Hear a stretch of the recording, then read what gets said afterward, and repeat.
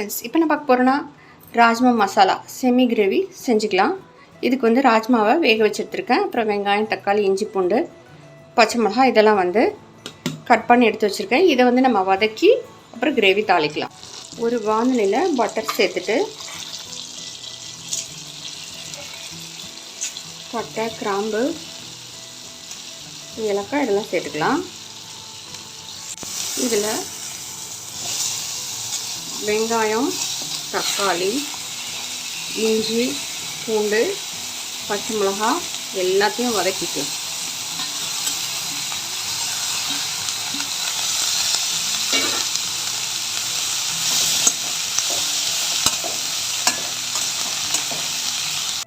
வரமிளகாயும் சேர்த்துக்கோங்க, முந்திரியும் சேர்த்துக்கோங்க.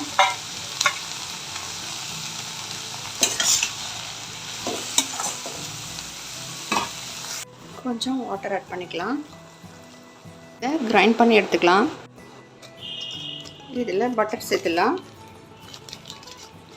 பட்டர் வேண்டானா நம்ம வந்து ஆயில் கூட சேர்த்துக்கலாம்.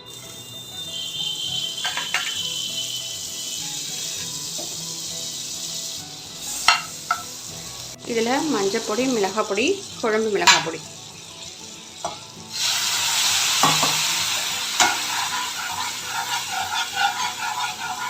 அரைச்ச விழுத சேர்த்துடலாம். வெந்த பீன்ஸை சேர்த்துப்போம். இப்போ தேவையான சால்ட்டு. ராஜ்மா வேகும்போது கொஞ்சம் சால்ட்டு போட்டிருக்கேன். அவ்வளோதான் ஃப்ரெண்ட்ஸ், சூப்பராக ரெடி ஆகிடுச்சு. கொத்தமல்லி இருந்தாலும் சேர்த்துக்கோங்க. கஸ்தூரி மேத்தி சேர்த்துக்கலாம். இது வந்து சப்பாத்தி, பூரி சூப்பராக இருக்கும். நம்ம ட்ரை பண்ணி பாருங்கள். இப்போ நம்ம சர்வ் பண்ணலாம். புளிக்கால கொஞ்சம் கீ தடவிக்கலாம்.